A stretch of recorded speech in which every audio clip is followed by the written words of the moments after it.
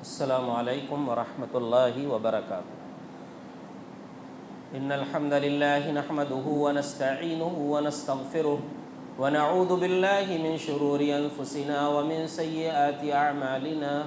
من يهده الله فلا مضل له ومن يضلل فلا هادي له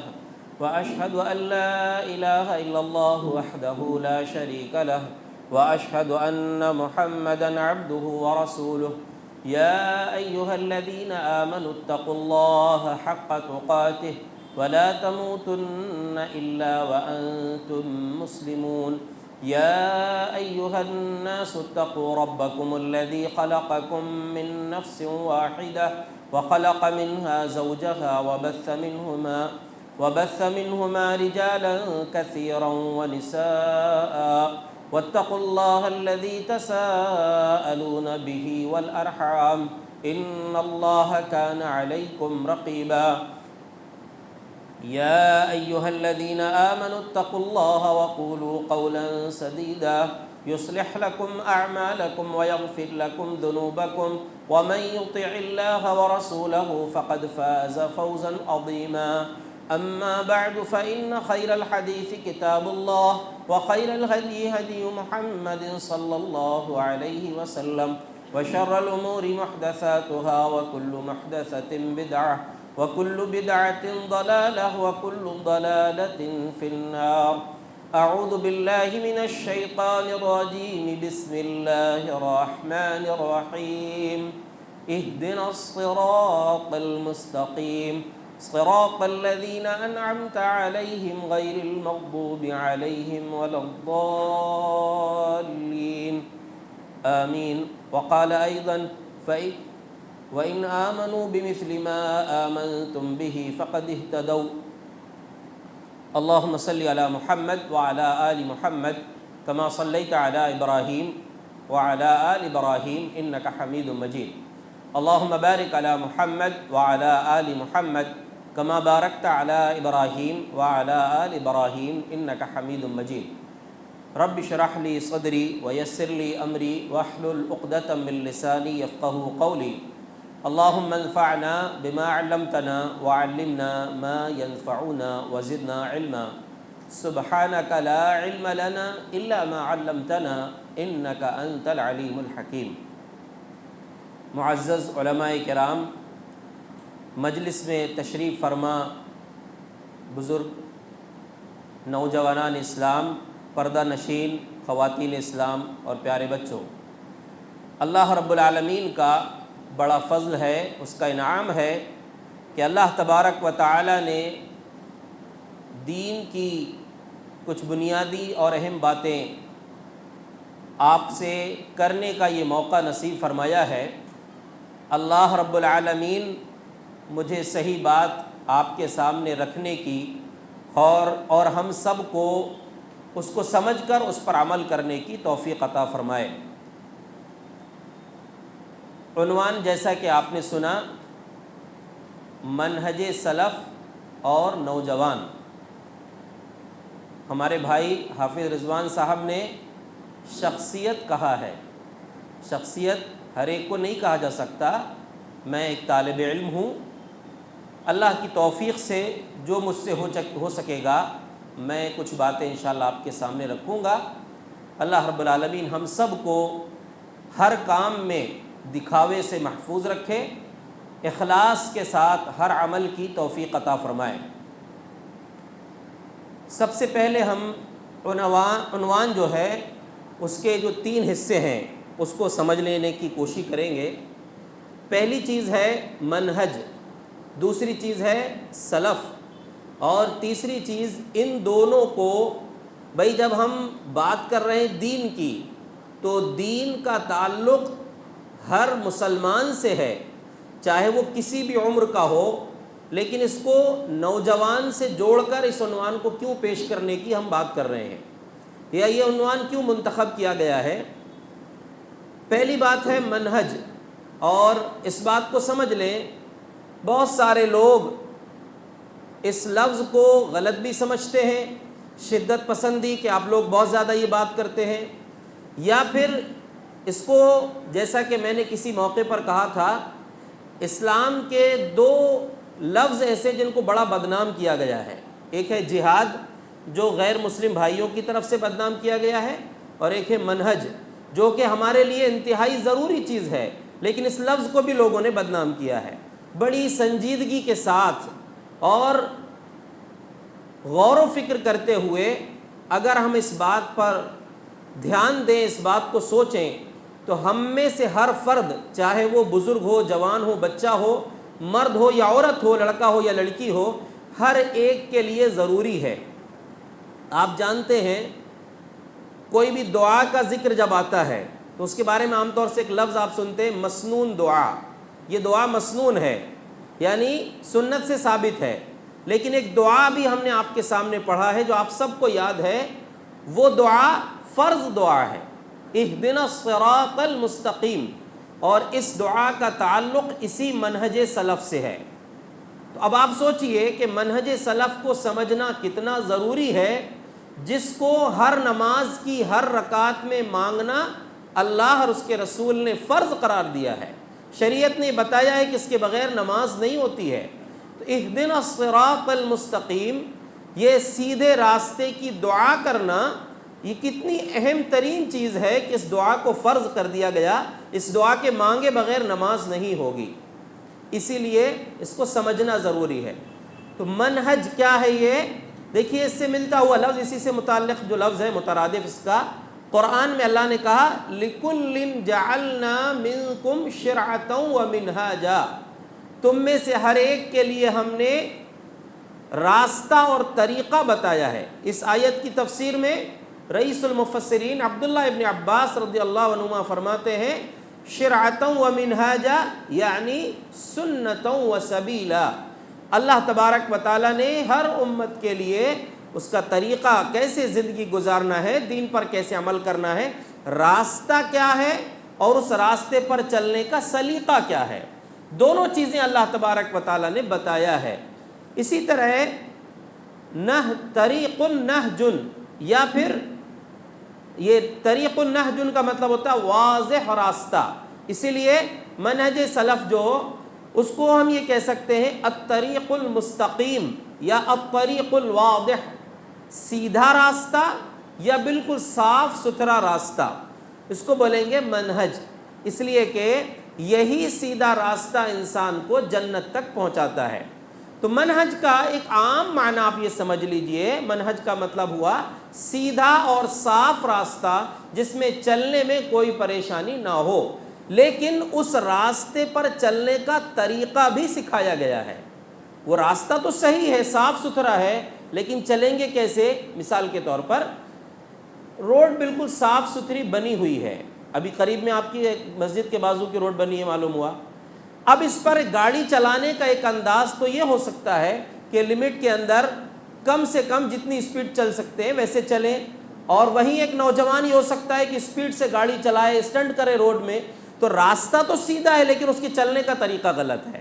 ہم خوش نصیب ہیں کہ ہم کو سیدھا راستہ بھی دکھایا گیا ہے اور سیدھے راستے پر چلنے کا طریقہ بھی سکھایا گیا ہے۔ تو منہج کا معنی ہوا سیدھا صاف ستھرا راستہ، اور اس کو سلف سے جوڑ کر منہج سلف کا مطلب ہوتا ہے لفظی معنی سلف کا راستہ۔ اب سلف کیا مسئلہ ہے، کیا چیز ہے یہ سلف؟ یہ لفظ قرآن میں کئی مرتبہ آیا ہے، اس میں سے آپ اس کو خاص طور سے دھیان رکھیں، حدیث میں بھی آیا، قرآن میں بھی آیا ہے۔ اس لفظ میں خاص طور سے اس معنی کو یاد رکھیے کہ سلف کے معنی ہوتے ہیں، یعنی سلفہ جو لفظ ہے اس سے بنے ہوئی جو بھی الفاظ یا صیغے تبدیل ہوں گے اس میں تقدم پایا جاتا ہے، یعنی کوئی کام جو پہلے ہو چکا یا وہ لوگ جو پہلے آگے جا چکے۔ جیسے اللہ نے سود کا ذکر کرتے ہوئے ایک بات فرمائی ہے فَمَنْ جَاءَهُ مَوْعِظَةٌ مِّن رَبِّهِ فَانْتَهَى فَلَهُ مَا سَلَفَ وَأَمْرُهُ إِلَى اللَّهِ، کہ جس شخص کے پاس سود کے تعلق سے نصیحت آ چکی، سود پہلے جو تین اسٹیپ میں اللہ رب العالمین نے سود کو حرام کیا، جب سود کی حرمت اللہ نے بتا دیا کہ سود حرام ہے، تو اللہ نے کہا کہ اب جس کے پاس نصیحت آ چکی فَانْتَهَى، اور وہ رک گیا اس کام سے، سودی کام سے، سود لینے دینے سے رک گیا، فَلَهُ مَا سَلَف، تو جو گزر چکا وہ اس کے لیے اب معاف ہو گیا، وَأَمْرُهُ إِلَى اللَّهِ، اور اس کا معاملہ اللہ کے پاس ہے۔ تو سلف کے معنی یہاں پر گزر گیا کے معنی میں۔ اسی طرح جنت میں جو لوگ جائیں گے، اللہ رب العالمین نے ان کے بارے میں کہا ہے وَأَمَّا مَنْ أُوتِيَ كِتَابَهُ بِيَمِينِهِ فَيَقُولُ هَاؤُمُ اقْرَءُوا كِتَابِيَهْ إِنِّي ظَنَنْتُ أَنِّي مُلَاقٍ حِسَابِيَهْ فَهُوَ فِي عِيشَةٍ رَاضِيَةٍ فِي جَنَّةٍ عَالِيَةٍ قُطُوفُهَا دَانِيَةٌ۔ یہاں پر اللہ نے بتایا کہ جس کو نامہ اعمال سیدھے ہاتھ میں ملیں گے قیامت کے دن، وہ انسان اعلان کرے گا، لوگوں کو آواز دے کر بتائے گا کہ لوگوں میرا نامہ اعمال پڑھو، اس لیے کہ وہ خوش ہوگا۔ جیسے کسی بچے کو امتحان کے بعد جو رزلٹ ملتا ہے، اگر پاس ہو جانے کا رزلٹ اس کو مل جائے تو بڑا خوشی سے سب کو بتاتا میں پاس ہو گیا۔ ایسی وہاں جو لوگ پاس ہوں گے سیدھے ہاتھ میں، جن کو نامہ اعمال ملے گا، وہ خوشی سے کہیں گے کہ لو ہمارا نامہ اعمال پڑھ لو۔ اور اس کے بارے میں اللہ نے کہا کہ وہ من پسند زندگی میں ہوگا، وہاں کے بڑی بلند و بالا جنت محل اس کو ملیں گے، اور اس کے میوے، اس کے پھل بالکل قریب ہوں گے، اتنے قریب ہوں گے کہ لیٹے لیٹے انسان وہ پھلوں کو توڑ لے گا۔ جب یہ جنت کی نعمتوں کا ذکر اللہ نے کیا تو آگے کہا کُلُوا وَاشْرَبُوا هَنِيئًا بِمَا أَسْلَفْتُمْ فِي الْأَيَّامِ الْخَالِيَةِ، کھاؤ، خوشی سے کھاؤ اور پیو ان اعمال کے بدلے جو تم نے خالی اپنی دنیا کی زندگی میں آگے بھیج دیے تھے۔ ما اسلفتم، جو عمل تم نے پہلے دنیا کی زندگی میں عمل کیے ہو، یہاں پر بھی یہی لفظ آیا ہے جس کا معنی ہے پہلے کوئی کام کر لینا۔ اسی طرح نبی صلی اللہ علیہ وسلم کی بہت ساری احادیث ہیں جس میں یہ لفظ آیا ہے۔ ایک حدیث صحیح مسلم کی ہے، نبی صلی اللہ علیہ وسلم کے مرض الموت میں، جس بیماری میں آپ کا انتقال ہوا، اس بیماری میں آپ نے اپنی سب سے چھوٹی بیٹی جو اس وقت موجود تھی، کیونکہ آپ کی وہی ایک بیٹی زندہ تھی اس وقت، آپ صلی اللہ علیہ وسلم نے ان کو اپنے قریب بلایا اور کہا لا ارانی الا قد حضر اجلی وانکی اول اہلی لحوقا بی، کہا کہ بیٹی اب ایسا محسوس ہو رہا ہے کہ میری موت کا وقت آ چکا ہے، اور میرے گھر والوں میں تم سب سے پہلی ہو جو مجھ سے ملنے والی ہو، یعنی میرے بعد سب سے پہلے تم دنیا سے رخصت ہو جاؤ گی اور میرے پاس آ جاؤ گی۔ بلکہ اسی موقع کا ایک منظر ام المومنین عائشہ صدیقہ رضی اللہ عنہا نے بیان کیا کہ میں نے کسی کو اتنے جلدی اچانک روتے ہوئے اور اچانک ہنستے ہوئے نہیں دیکھا۔ وہ کیا ہوا تھا، پیارے نبی صلی اللہ علیہ وسلم نے اپنی بیٹی کو اپنے سے قریب کیا اور بتایا کہ میری موت کا وقت قریب ہے، تو فاطمہ رضی اللہ عنہ رونے لگی۔ پھر آپ نے دوبارہ ان کو قریب کیا اور کہا کہ میرے بعد سب سے پہلے تم مجھ سے ملو گی، یعنی سب سے پہلے دنیا سے تمہاری رخصتی ہوگی، تو یہ سن کر ہنسنے لگی۔ تو ام المومنین عائشہ صدیقہ رضی اللہ عنہ فرماتی ہیں کہ ایک ہی وقت میں اتنے جلدی روتے ہوئے اور ہنستے ہوئے میں نے نہیں دیکھا تھا کسی کو۔ تو پیارے نبی صلی اللہ علیہ وسلم نے ان سے یہ بات کہی کہ سب سے پہلے تم مجھ سے آ کر ملو گی، اور اس کے بعد آپ نے فرمایا نعم السلف انا لکی، میں تمہارے لیے بہترین سلف ہوں، یعنی سلف جو میں آگے جا رہا ہوں تم سے پہلے، پیش رو جس کو بول سکتے ہیں اردو میں، کہ تم سے پہلے جا کر، جیسے کوئی قافلہ چل رہا ہو اور قافلے میں ایک شخص کو آگے بھیجا جائے پانی لینے کے لیے کہ جاؤ تم پانی کا انتظام کر کے رکھنا، تو اس کو بھی سلف کہتے ہیں کہ وہ آگے جا کر پانی کا انتظام قافلے والوں کے لیے پہلے سے کر کے رکھتا ہے۔ تو منہج سلف کا مطلب یہ ہوا کہ ان لوگوں کا راستہ جو ہم سے پہلے گزر چکے، تو ہم سے پہلے تو بہت سے لوگ گزرے ہیں، اچھے بھی لوگ گزرے ہیں، برے بھی لوگ گزرے ہیں، تو اب یہ سلف کیا ہے، کن کو سلف کہا جائے گا؟ تو سعودی عرب کے سابق مفتی اعظم، ایک عظیم عالم دین شیخ ابن باز رحمۃ اللہ علیہ نے ایک بات کہی ہے، السلف هم اہل القرون المفضلۃ من الصحابۃ والتابعین واتباعہم ومن اقتفى على اثرہم وسار على منہجہم۔ سلف ان لوگوں کو کہتے ہیں جو بہترین گروہ دنیا سے گزر چکے۔ جیسے یہاں پر ایک حدیث بھی مشہور ترین حدیث ہے، پیارے نبی صلی اللہ علیہ وسلم نے فرمایا خیر الناس قرنی ثم الذین یلونہم ثم الذین یلونہم، بہترین لوگ میرے زمانے کے لوگ ہیں، پھر وہ جو ان کے بعد آئیں گے، پھر وہ جو ان کے بعد آئیں گے۔ تو حضرت شیخ ابن باز رحمۃ اللہ علیہ نے کہا کہ وہ فضیلت والی جماعتیں، وہ دور کے لوگ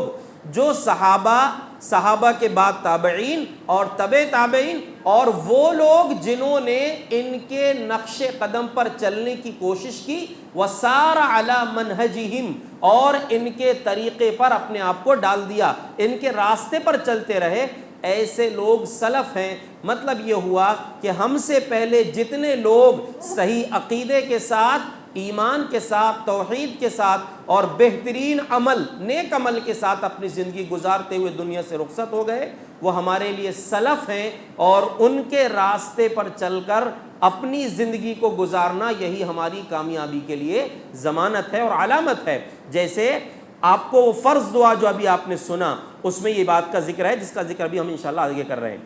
تو یہ منہج سلف کا مطلب سمجھ میں آ گیا آپ کو؟ بہترین صاف ستھرا راستہ، جس راستے پر ہم سے پہلے وہ لوگ چل چکے ہیں جن کے پاس ایمان اور عمل صالح کی دولت تھی۔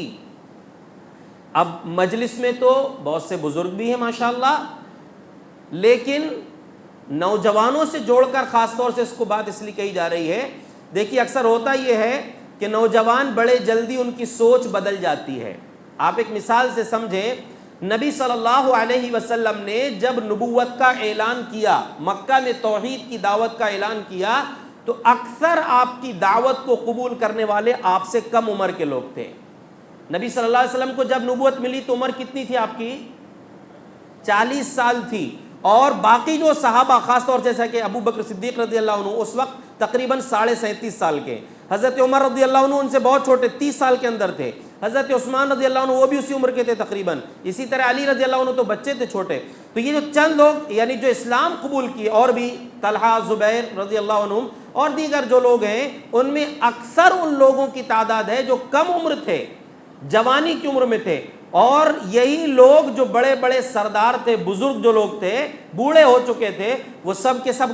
غزوہ بدر میں مارے گئے تھے۔ بڑے بڑے سردار وہ نہیں قبول کیے، وہ اپنی اس پرانی روش پر اڑے رہے۔ تو نوجوانوں کی سوچ یا ان کا راستہ جلدی بدل جاتا ہے، اسی لیے زیادہ محنت کی ضرورت ہے۔ جو لوگ دین پر چلتے چلتے بزرگ ہو گئے وہ تو پختگی کی عمر کو پہنچ گئے۔ نوجوان کس کو بولتے ہیں؟ اگر آپ اس کو تحقیق کریں گے تو بہت سارے اس میں اقوال ہیں، لیکن خلاصے کے طور پر یہ ہے، انسان کے بالغ ہونے کے بعد سے لے کر 40 سال کی عمر تک جو وقفہ ہے، اس کو نوجوانی کی عمر کہا جا سکتا ہے۔ اور 40 سال کی عمر میں انسان کی سمجھ اور عقل پختہ ہو جاتی ہے، اس کے بعد اس کی رائے جلدی بدلتی نہیں ہے۔ اسی لیے نوجوانوں کی صحیح انداز میں تربیت کرنا انتہائی ضروری ہے۔ اور یہ یاد رکھیں، نوجوانوں کو اس بات کو یاد رکھنا چاہیے، اور میری اس بات سے مراد تمام نوجوان لڑکے اور لڑکیاں ہیں۔ ہم جس دور میں جی رہے ہیں یہ فکری الغار کا دور ہے۔ ابھی آپ نے سنا تھا فکری گمراہی،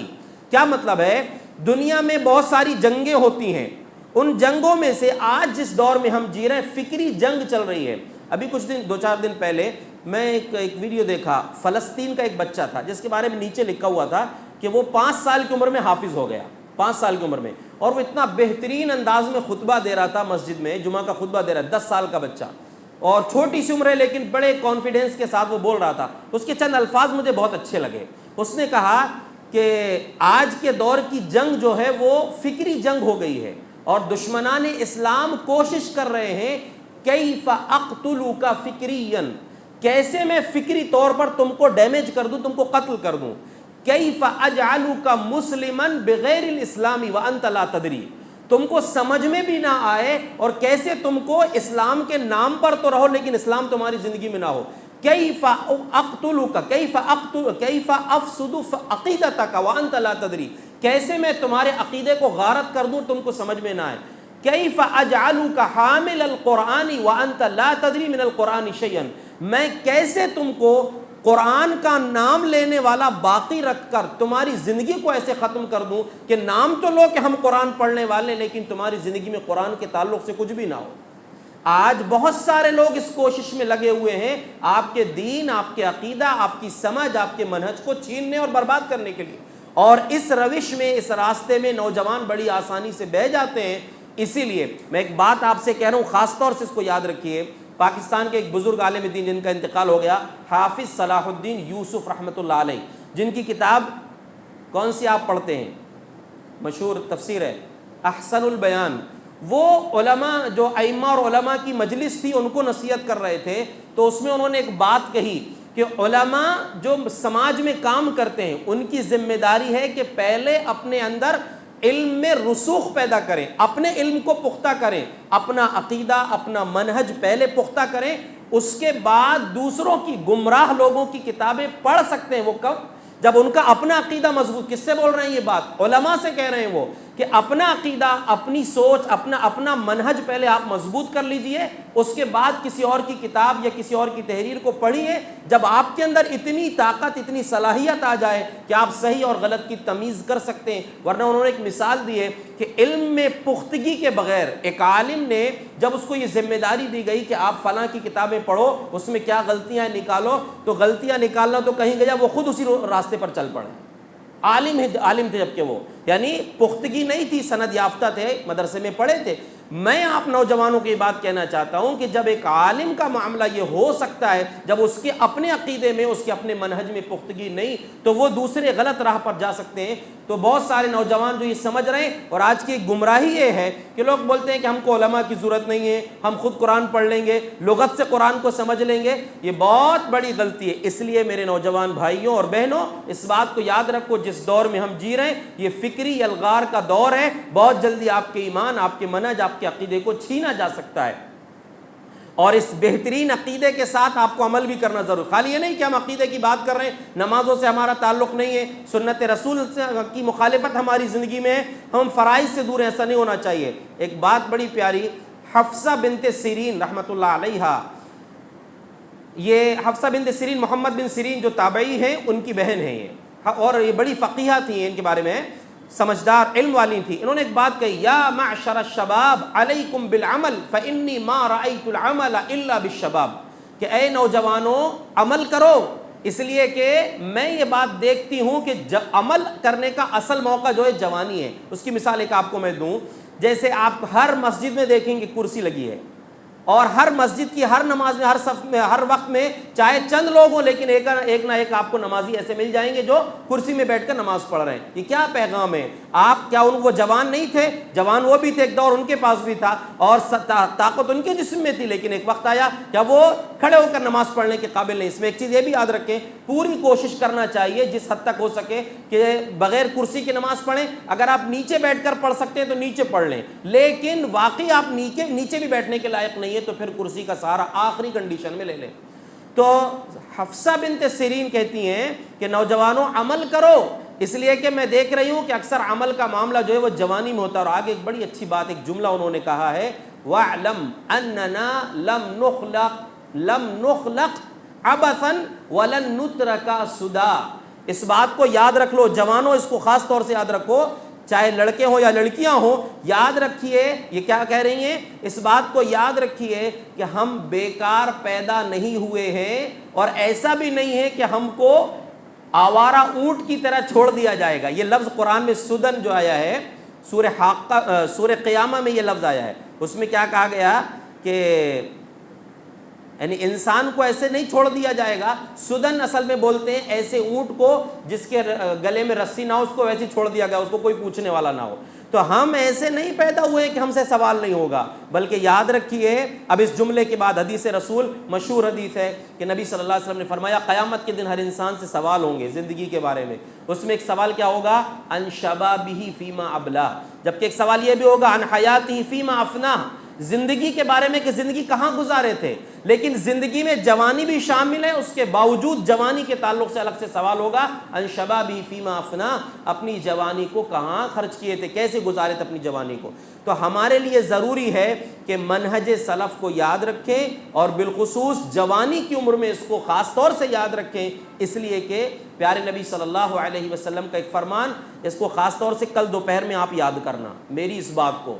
اس حدیث کو۔ کیوں؟ اس لیے کہ دوپہر میں زیادہ اچھے طریقے سے آپ کو اس کا احساس ہو سکتا ہے، باہر گھر کے باہر۔ نبی صلی اللہ علیہ وسلم کا فرمان ہے، سبعۃ یظلھم اللہ فی ظل یوم القیامہ یوم لا ظل الا ظلہ، 7 خوش نصیب ایسے لوگ ہیں جن کو قیامت کے دن اللہ اپنا سایہ دے گا، اور اس دن اس سایہ کے سوا کوئی سایہ نہیں ہوگا۔ وہ 7 میں سے ایک کون ہوگا؟ شاب نشا فی عبادت اللہ، ایسا جوان جو اللہ کی عبادت میں پروان چڑھا ہو، اللہ کی عبادت میں اس کی پرورش ہوئی ہو، صحیح دین پر اس کی پرورش ہوئی ہو، ایسا جوان قیامت کے دن اللہ رب العالمین کے سائے میں رہے گا۔ تو وہ سایہ کب محسوس ہوگا؟ جب دھوپ میں آپ چلیں گے، آپ کو دھوپ کی شدت محسوس ہوگی، جو قیامت کے دن بہت سخت ترین دھوپ، اور انسان پسینوں میں اپنے اعمال کے اعتبار سے ڈوبے ہوں گے، اس وقت سائے کی انسان کو ضرورت ہوگی۔ تو جو خوش نصیب سائے میں رہیں گے ان میں سے ایک وہ جوان ہوگا جس کی پرورش اسلام یعنی صحیح دین پر ہوئی۔ وہیں پر اسلام کی عبقری شخصیت امیر المومنین عمر بن خطاب رضی اللہ عنہ کا ایک قول بھی یاد رکھیے، یہ جوانوں سے جوڑ کر اس بات کو اس لیے کہا جا رہا ہے۔ امیر المومنین عمر بن خطاب رضی اللہ عنہ فرماتے ہیں انما تنقض عر الاسلام عروة عروة اذا نشأ فی الاسلام من لم يعرف الجاہلیہ،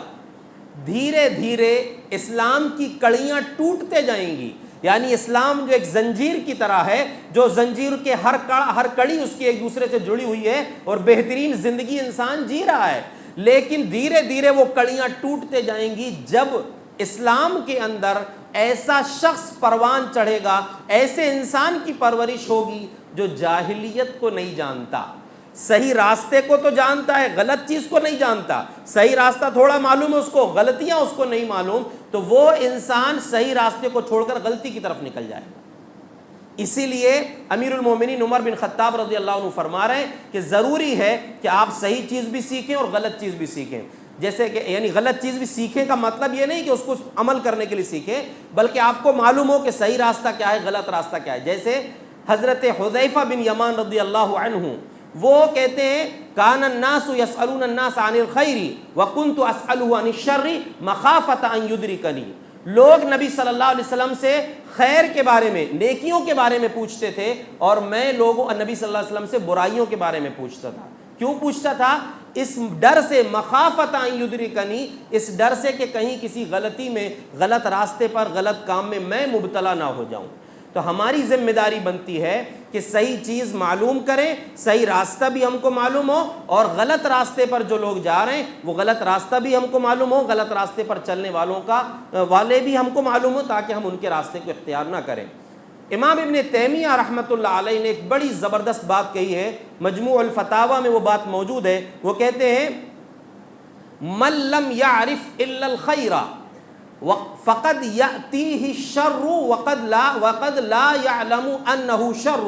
فاما ان یقع فیہ واما ان لا ینکرہ کما انکرہ الذی عرفہ۔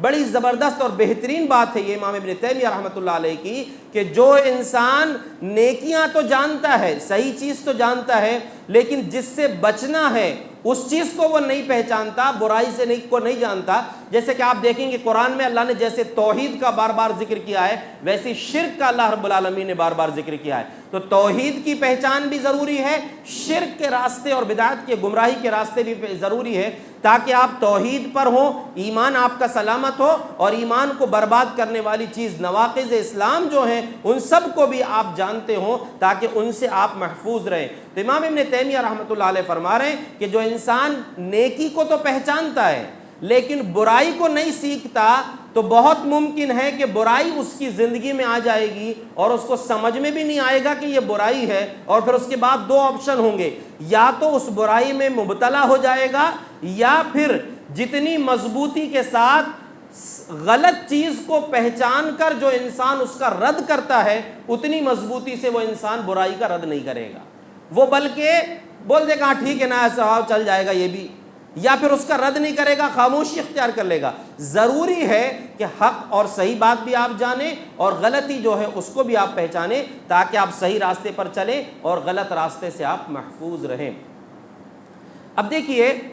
اللہ تبارک و تعالیٰ نے جو راستہ ہم کو دیا ہے، سیدھا راستہ، منہج سلف، اس راستے پر چلنے کے لیے وہ راستہ کتنا اہم ہے، آپ اس کو اس دعا سے اندازہ لگا سکتے ہیں کہ اہدنا الصراط المستقیم۔ دیکھیے دعا کرنے کا جو طریقہ ہے اس میں اللہ رب العالمین کی حمد و ثنا کی جائے، اللہ کی تعریف کی جائے، اس کے بعد نبی صلی اللہ علیہ وسلم پر درود پیش کیا، جو درود پڑھا جائے، جو بتایا گیا ہے۔ یہاں پر یہ دعا جو بتائی گئی ہے، پہلے ہی اللہ رب العالمین کی تعریفات اس میں کی گئی ہیں اور اس کے بعد دعا سکھلائی گئی ہے، اہدنا الصراط المستقیم، اے ہمارے رب ہمیں سیدھا راستہ دکھا، ہمیں سیدھے راستے پر چلا، ہمیں سیدھے راستے پر ثابت قدمی عطا فرما۔ صراط الذین انعمت علیہم، ان لوگوں کا راستہ جن پر تو نے انعام کیا، غیر المغضوب علیہم ولا الضالین، ان لوگوں کے راستے پر ہم کو نہیں چلانا جن پر تیرا غضب نازل ہوا یعنی یہود، اور جو گمراہ ہو گئے یعنی نصارہ، جو مفسرین نے یہ بات کہی ہے۔ تو یہود و نصارہ کی غلطیاں کیا ہیں؟ یہودیوں کے پاس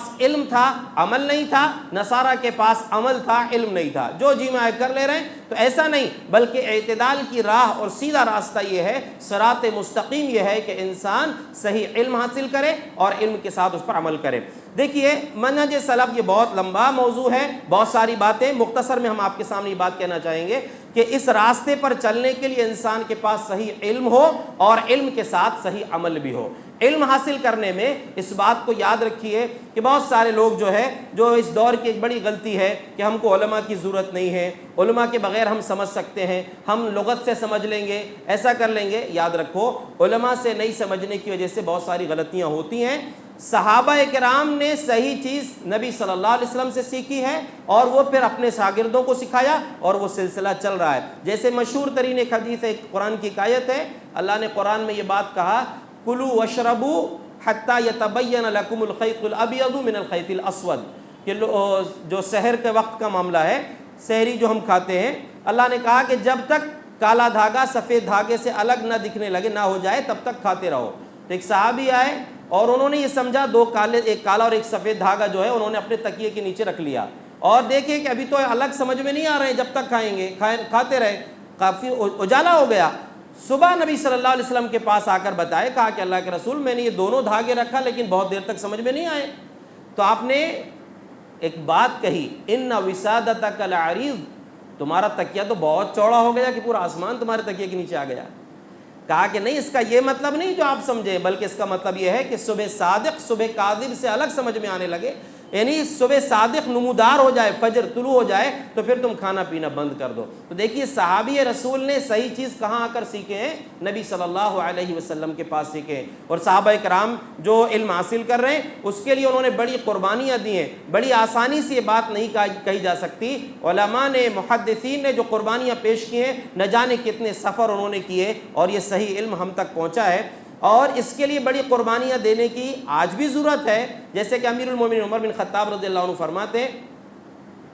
کہ میرے ایک پڑوسی تھے، انصاری پڑوسی، وہ اور میں دونوں نے باری لگا لیے تھے، کننا نتناوب النزول عند النبی صلی اللہ علیہ وسلم، ہم نبی صلی اللہ علیہ وسلم کے پاس حاضر ہونے کے لیے باری لگائے تھے، ینزل یومن و انزل یومن، ایک دن وہ مسجد نبوی جاتے تھے اور علم حاصل کرتے تھے، میں اپنا کاروبار کر لیتا تھا، جو کچھ انہوں نے سیکھا وہ مجھ کو آ کر بتا دیتے، اور دوسرے دن ان کی باری ہوتی تھی کام کرنے کی، میں جا کر سیکھتا تھا۔ یعنی صحابہ کرام نے علم حاصل کرنے کو کتنی اہمیت دی ہے۔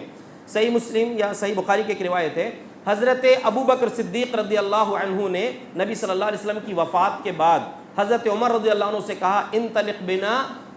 نزور ام ایمنہ کما کان النبی صلی اللہ علیہ وسلم یزورها، چلو ہم ام ایمن سے ملاقات کر کے آئیں گے، یہ وہ ہیں جنہوں نے نبی صلی اللہ علیہ وسلم کو بچپن میں کھلایا تھا، پرورش کی تھی، کہا ان سے ملاقات کر کے آئیں گے جیسے نبی صلی اللہ علیہ وسلم ان سے ملاقات کرنے جاتے تھے۔ جب یہ دونوں پہنچے، ابو بکر و عمر رضی اللہ عنہما ان کے پاس پہنچے تو ان دونوں کو دیکھ کر وہ رونے لگیں، تو انہوں نے کہا کہ کیوں روتی ہیں آپ؟ کیا آپ کو یہ نہیں معلوم کہ اللہ کے رسول صلی اللہ علیہ وسلم کے لیے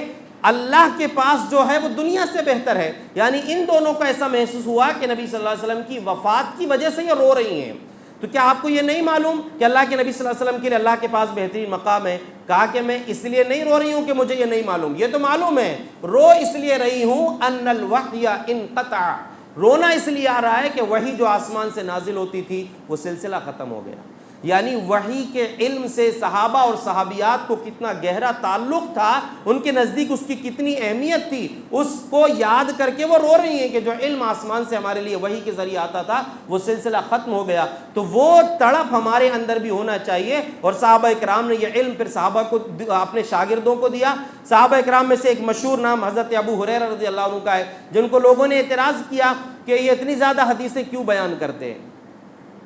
میں نے اب تک ان کا ایک ہی جواب پڑھا تھا، لیکن ابھی جب یہ اس موضوع کے لیے میں تیاری کر رہا تھا تو ایک جواب اور، ایک چیز اور ملی نہیں۔ حضرت ابو ہریرہ رضی اللہ عنہ نے لوگوں سے کہا کہ دیکھیے مہاجرین تو اپنی کھیتی باڑی میں لگے رہتے تھے، انصار اپنی کھیتیوں میں لگے رہتے تھے، اور مہاجرین تجارت میں لگے رہتے تھے، مجھے بس اتنا مل جائے کہ میرا پیٹ بھر جائے، اس کو حاصل کر کے یا کبھی تو بھوکا رہ کر بھی میں نبی صلی اللہ علیہ وسلم کی حدیثیں سیکھتا رہتا تھا، اسی لیے میرے پاس زیادہ حدیثیں جمع ہو گئی ہیں۔ اور جو نئی بات میں آپ سے کہہ رہا ہوں وہ یہ ہے کہ حضرت ابو ہریرہ رضی اللہ عنہ پر جب یہ اعتراض کیا گیا تو ہمارے وہ بھائی جو آج جو اعتراض کرتے ہیں کہ علماء بہت سی چیزیں چھپاتے ہیں، حق چھپاتے ہیں، بہت سی چیزیں نہیں بتاتے، خاص طور سے ان کو یہ لگتا ہے کہ صحابہ کرام کے مشاجرات جو ان کے آپس کی جو معاملے ہیں ان کو بیان کیا جائے، اور بھی جو چیزیں سب کھول کھول کے بیان کی جائیں۔ تو یاد رکھو ابو ہریرہ رضی اللہ عنہ نے ایک بات کہی جو صحیح بخاری میں موجود ہے، کہا کہ میں نے نبی صلی اللہ علیہ وسلم سے 2 قسم کا علم حاصل کیا تھا، حفظت رسول اللہ صلی اللہ علیہ وسلم وعائن، میں نے رسول اللہ صلی اللہ علیہ وسلم سے 2 برتن علم کے جمع کیے ہیں، ایک کو تو میں نے تمہارے سامنے عام کر دیا، جو بتانے والی ساری باتیں میں نے تمہارے سامنے پیش کر دیا، لیکن ایک ایسا بھی علم ہے، ایسی بھی چیزیں مجھ کو معلوم ہے، اگر میں اس کو بیان کر دوں تو یہ حلق کاٹ دیا جائے گا۔ یعنی وہ فتنوں کے تعلق سے بہت ساری باتیں تھیں، تو ابو ہریرہ رضی اللہ عنہ نے اس کو بیان نہیں کیا۔ اسی طرح مشہور ترین 2 حدیثیں ہیں، ملتی ہوئی باتیں اس میں، حضرت معاذ بن جبل رضی اللہ عنہ ایک مرتبہ نبی صلی اللہ علیہ وسلم کے ساتھ تشریف فرماتے، آپ کے سواری پر پیچھے بیٹھے تھے، آپ نے کہا یا معاذ، تو انہوں نے کہا کہ لبیک یا رسول اللہ، اللہ کے رسول میں حاضر ہوں، 2-3 مرتبہ آپ نے یہ جملہ دہرایا۔ اس کے بعد حضرت معاذ رضی اللہ عنہ سے کہا کہ اتدری ما حق اللہ علی العباد وما حق العباد علی اللہ، اے معاذ آپ جانتے ہیں کہ اللہ کا حق بندوں پر کیا ہے اور بندوں کا حق اللہ پر کیا ہے؟ کہا اللہ اور اس کے رسول بہتر جانتے ہیں۔ تو آپ نے فرمایا حق العباد علی اللہ، حق اللہ علی العباد ان یعبدوہ ولا یشرکوا بہ شیئا، اللہ کا حق بندوں پر یہ ہے کہ صرف اسی کی عبادت کریں اور اس کے ساتھ کسی کو شریک نہ کریں۔ اب جب یہ حق ادا کر دیے تو پھر بندوں کا حق اللہ پر یہ ہے اللہ یعذب من لا یشرک بہ شیئا، کہ جو اللہ کے ساتھ شرک نہیں کرتا اس کو عذاب نہ دے۔ تو حضرت معاذ بن جبل رضی اللہ عنہ نے پوچھا افلا ابشر بہ الناس، میں لوگوں کو بتا دوں یہ بات؟ تو آپ نے فرمایا لا تبشرہم فیتکلوا، نہیں بتاؤ مت ورنہ وہ بھروسہ کر لیں گے، بھئی اللہ نے تو بول دیا کہ بس ہم اللہ کی عبادت کر لے رہے ہیں، توحید پر ہیں تو ہم کو جنت مل جائے گی، اس لیے یہ بات میں لوگوں کو بتا دے رہا ہوں۔ تو کہا کہ نہیں آپ اس کو چھوڑ دیجئے ورنہ بھروسہ کر کے نہیں، بس ہمارا عقیدہ صحیح ہے، ہمارے پاس ایمان ہے، توحید ہے، ہم جنت میں جائیں گے، یہ نہ سوچنے دیں بلکہ ان کو عمل کرنے کی لیے راستہ ان کے لیے ہاتھ چھوڑ دیں۔ اسی طرح کی ایک اور حدیث ہے کہ آپ صلی اللہ علیہ وسلم نے معاذ بن جبل رضی اللہ عنہ سے بات کہی کہ من یشہد ان لا الہ الا اللہ وان محمدا عبدہ ورسولہ خالصا من قلبہ حرم اللہ علیہ النار، جو انسان دل کی گہرائی سے سچے دل سے توحید اور رسالت کا اقرار کرے گا وہ انسان اللہ رب العالمین اس پر جہنم کو حرام کر دے گا۔ تو اس وقت بھی معاذ بن جبل رضی اللہ عنہ نے پوچھا کہ میں لوگوں کو بتا دوں یہ بات؟ کہا کہ نہیں ابھی بتاؤ مت ورنہ وہ بھروسہ کر لیں گے۔ حدیث کے الفاظ فَأَخْبَرَ بِهِ مُعَاذٌ عِنْدَ مَوْتِهِ تَأَثُّمًا، معاذ بن جبل رضی اللہ عنہ نے اپنی وفات کے وقت گناہ کے ڈر سے بتا دیے، یعنی ایسا نہ ہو کہ کہیں میں اس گناہ میں نہ جاؤں کہ میں نے علم چھپایا ہے اس کا مجرم نہ بن جاؤں، اس لیے اپنی وفات کے وقت یہ حدیث سنا دیے۔ وفات کب ہوئی ہے ان کی؟ سن 38 ہجری میں ان کا انتقال ہوا ہے، 38 ہجری میں یہ حدیث انہوں نے بیان کی، یعنی وفات سے پہلے یہ حدیث انہوں نے بیان کی ہے۔ تو اصل مقصد کیونکہ نبی صلی اللہ علیہ وسلم کے روکنے کا یہی تھا کہ ابھی لوگوں کے اگر عقیدے میں مضبوطی نہیں ہوگی تو ہو سکتا ہے کہ زیادہ بھروسہ کر لیں، اور پھر جب انسان بھروسہ کر کے بیٹھ جائے تو بہت ساری چیزوں میں کمزوری اس کے اندر آ جاتی ہے۔ تو یہ ایسا نہیں ہے کہ علماء جو ہے سب چیزوں کو بیان نہیں کرتے، جہاں ضرورت ہوتی ہے اس کو بیان کرتے ہیں، اس لیے علماء کے مقام کو سمجھنا ضروری ہے۔ ابھی میں ایک کتاب پڑھ رہا تھا، اس میں ایک بڑا اچھا لفظ آیا العلماء مصابیح الدجا، علماء جو ہیں وہ اندھیرے کی چراغ ہیں۔ اندھیرے میں جب انسان روشنی لے کر، آج کے دور کے حساب سے ٹارچ بول رہے ہیں آپ، ٹارچ لے کر آپ چلیں گے تو آپ کو صحیح راستہ بھی دکھے گا اور اس میں کوئی نقصان دہ چیز، کوئی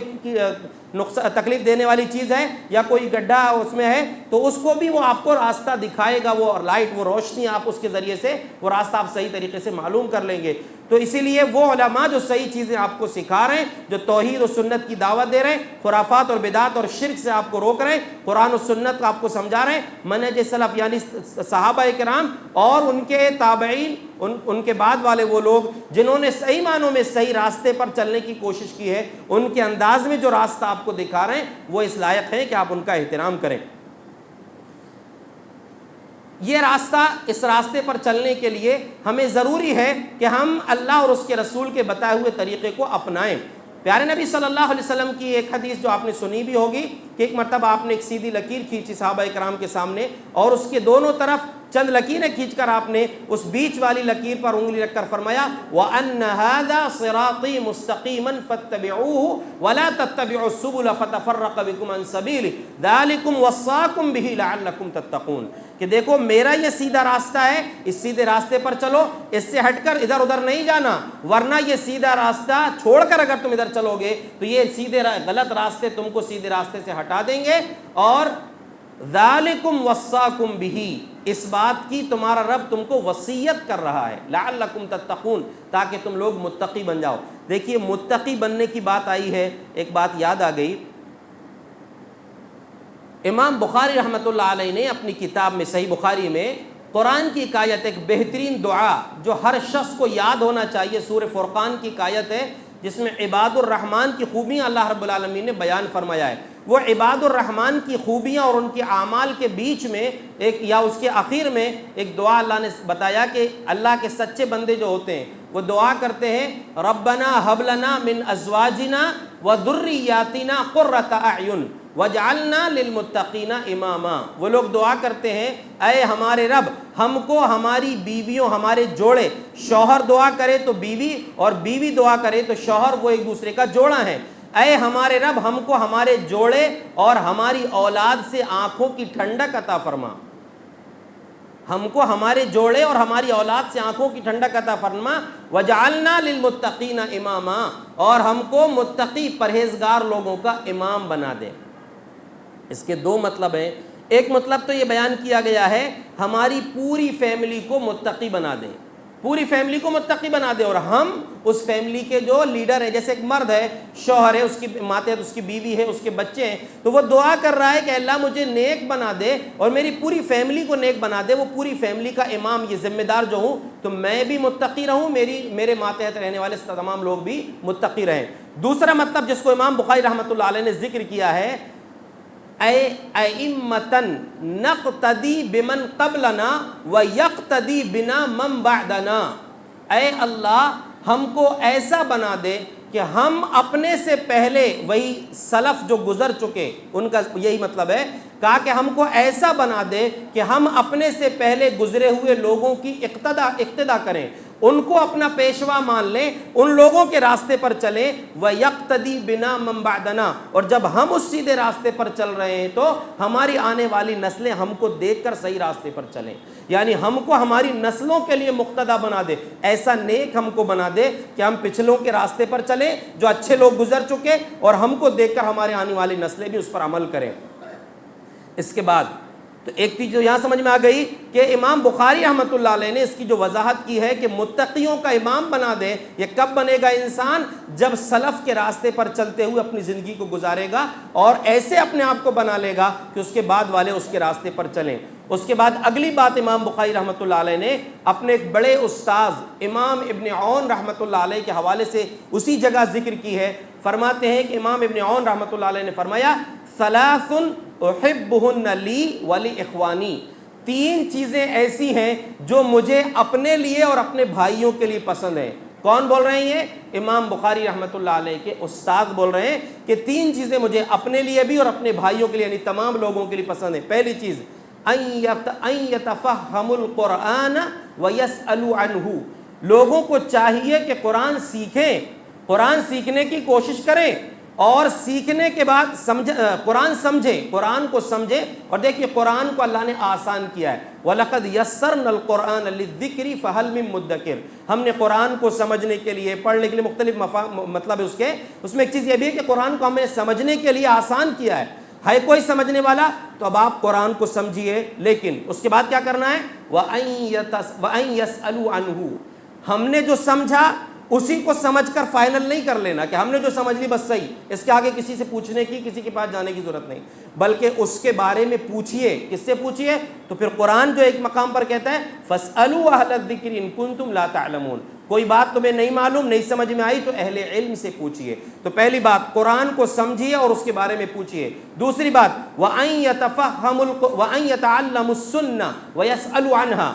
سنت نبی صلی اللہ علیہ وسلم کے طریقہ سیکھیں، آپ کی حدیثیں سیکھیں اور اس کے بارے میں بھی پوچھیں۔ کس سے پوچھیں؟ اہل علم سے پوچھیں کہ یہ حدیث کا یہ مطلب ہم نے جو سمجھا ہے وہ صحیح ہے کہ نہیں۔ اور تیسرا وَأَن يَدَعُ النَّاسَ إِلَّا بِخَيْرٍ، لوگوں کا ذکر کرنا ہے تو بھلائی کے ساتھ ان کا ذکر کرو، ان کی برائیاں بیان کرتے مت بیٹھو۔ آج ہم اپنی مجلسوں کو دیکھیں، جہاں دیکھیں وہاں غیبت چغلی کرتے بیٹھے ہم، لیکن یہ بتا رہے ہیں امام ابن عون رحمۃ اللہ علیہ کہ لوگوں کی اچھائیاں ذکر کرو۔ بھائی کہیں کسی جیسے محدثین نے جو نقد کیا ہے راویوں کے بعد کہ جھوٹا راوی تھا، یہ کمزور تھا، تو وہ تو حدیث کی حفاظت کے لیے ان لوگوں نے نقد کیا ہے، جو کہ جائز ہے، اس کی وضاحت کرنا ضروری ہے لوگوں کے لیے، لیکن ویسی ہم جو اپنی سماج میں بیٹھ کر اپنی مجلسوں میں غیبت کرتے رہتے ہیں، اس چیز سے منع کیا گیا ہے۔ یہاں پر رک کر غور کریں کہ منہج سلف صحیح راستہ ہم کو معلوم کرنے کے لیے قرآن اور حدیث دونوں پڑھنا ہے، دونوں سمجھنے کی کوشش کرنا ہے، لیکن اس سمجھنے کو اپنی حد تک نہ سمجھیں، ہم نے جو سمجھ لی وہی صحیح ہے۔ کچھ جگہ ایسا بھی ہے چند نوجوان بیٹھ گئے، قرآن پڑھ لیے اور تو نے کیا سمجھا، تو نے کیا سمجھا، ہاں چلیے اس کی فلاں کی بات اس میں سب سے زیادہ سیکھ لگ رہی، اسی کو مان لو۔ غلط بات ہے۔ اسی طریقے سے آج جو ہمارے سماج میں ایک برائی ہے، صحابہ کرام کی نفرتیں، بہت زیادہ جو لوگوں کی کچھ ایسے لوگ ہیں، میں نے یہاں تک کہ میرے سامنے ہمارے علاقے کا ایک بات ہے، ایک نوجوان میرے سامنے بیٹھ کے کچھ بات کر رہا تھا، جب حضرت امیر معاویہ رضی اللہ عنہ کا ذکر آیا تو اس نے اتنا برا جملہ کہا کہ وہ جملہ اس نے کیا کہا، یعنی جیسے کسی عام آدمی یا کسی کو ایک انسان مثال کے طور پر اپنے بڑے بھائی پر ناراض ہو جائے یا اپنے والد پر ناراض ہو جائے تو وہ کیا کہے کہ ذرا تم باپ تو ہو گئے ورنہ بتاتا۔ تو ویسے ہی وہ شخص، وہ نوجوان امیر معاویہ رضی اللہ عنہ کے بارے میں کہہ رہا ہے کہ ذرا صحابی تو ہو گئے، نہیں تو یعنی صحابی تو ہو گئے ورنہ نہ جانے کیا بولتا، کیا کرنا چاہ رہا تھا وہ اللہ کا بندہ۔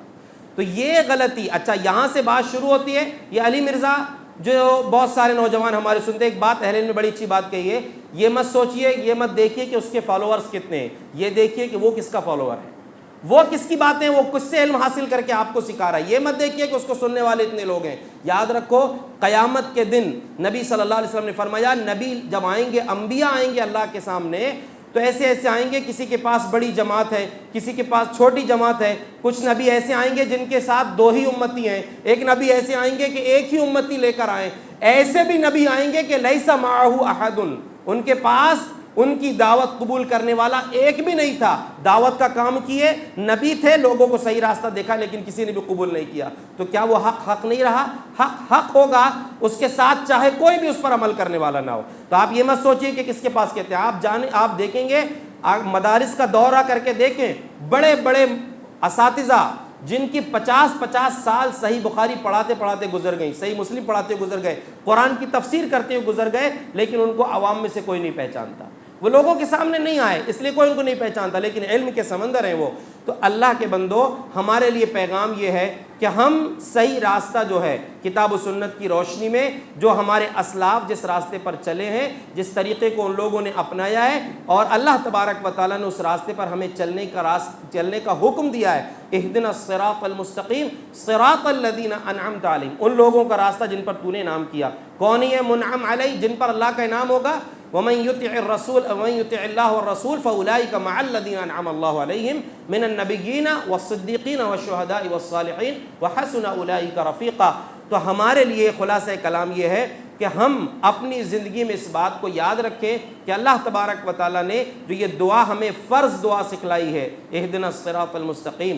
اس راستے پر، اس سیدھے راستے پر چلنے کا طریقہ یہی ہے کہ پیارے نبی صلی اللہ علیہ وسلم نے جو سیدھی لکیر پر ہاتھ رکھ کر یہ کہا تھا، صحابہ نے کہا کہ اگر اس کو اور اچھے سمجھنا چاہتے ہو تو فقرؤوا ان شئتم وان ھذا صراطی مستقیما، اگر تم چاہتے ہو کہ سیدھے راستے پر چلو تو یہ سیدھے راستہ یہ ہے، اسی کو چل کر تم اپنے لیے کامیابی کا راستہ آسان کر سکتے ہو۔ آخر میں ایک بات، امام اوزاعی رحمۃ اللہ علیہ جو تبع تابعی ہیں، سن 88 ہجری میں ان کی پیدائش ہے، 157 میں ان کی وفات ہوئی ہے، بڑے محدث اور بڑے امام ہیں، انہوں نے ایک بات کہی، علیک بآثار السلف،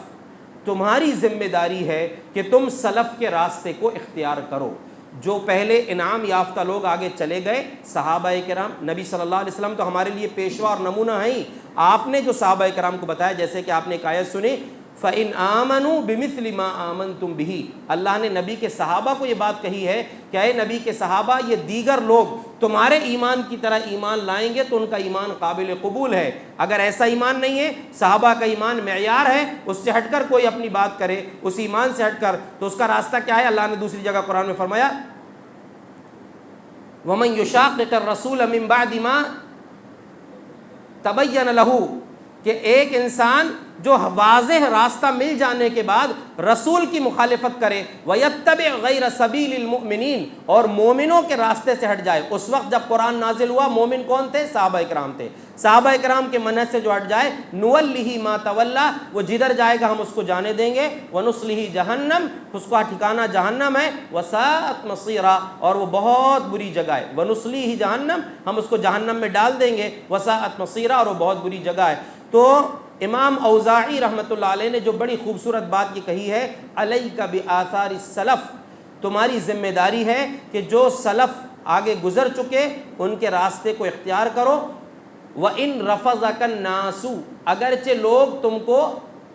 الگ کر دیں، تمہاری بات کو نہ مانیں، تم کو رد کر دیں کہ اب یہی بات تم کرتے رہتے ہو، اگرچہ لوگ تمہارا رد کر دیں لیکن تم سلف کے راستے کو اختیار کرو۔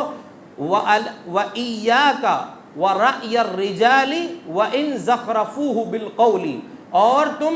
بلا ضرورت کی رائے، لوگوں کے خیالات، صحابہ کے راستے سے ہٹ کر جو خیالات اپنے بیان کرنے والے ہیں ان کی رائے سے بچ کر رہو، چاہے ان کی باتیں بڑی خوبصورت ہوں، بڑی چکنی چپڑی باتیں بھی ہوں، تب بھی آپ ان کی باتوں پر نہیں آنا بلکہ سلف کے راستے کو اختیار کرنا۔ کیوں؟ فَإِنَّمَا حِينَ يَتَجَلَّى فَإِنَّ الْأَمْرَ يَتَجَلَّى حِينَ يَتَجَلَّى وَأَنْتَ مِنْهُ عَلَى طَرِيقٍ مُسْتَقِيمٍ، اس لیے کہ جب لوگوں کے سامنے حقیقت کھلے گی، صحابہ کرام کا سیدھا راستہ لوگوں کو معلوم ہوگا، تو جب لوگوں کو معلوم ہوگا کہ صحیح راستہ یہ ہے، بہت سارے لوگ اس سے ہٹ چکے ہوں گے، تو اس وقت تم سیدھے راستے پر رہو گے، کیونکہ تم نے سلف کے راستے کو اختیار کیا تھا۔ اللہ رب العزت سے دعا ہے جو چیز، جو پیغام ہم نے آپ کے سامنے مختصر اپنے اس ناقص علم کی روشنی میں آپ کے سامنے بیان کیا ہے، اللہ تبارک و تعالی ہم سب کو صحیح سمجھ کی توفیق عطا فرمائے، صحیح راستے پر ہمیں چلنے کی توفیق عطا فرمائے، اور اسی منہج سلف پر، ہمارے نبی کے طریقے اور صحابہ کرام کے طریقے پر چلتے ہوئے ہمیں زندگی گزارنے کی توفیق دے، اور اسی پر ہم سب کو خاتمہ نصیب فرمائے۔ آمین وآخر دعوانا ان الحمد للہ رب العالمین۔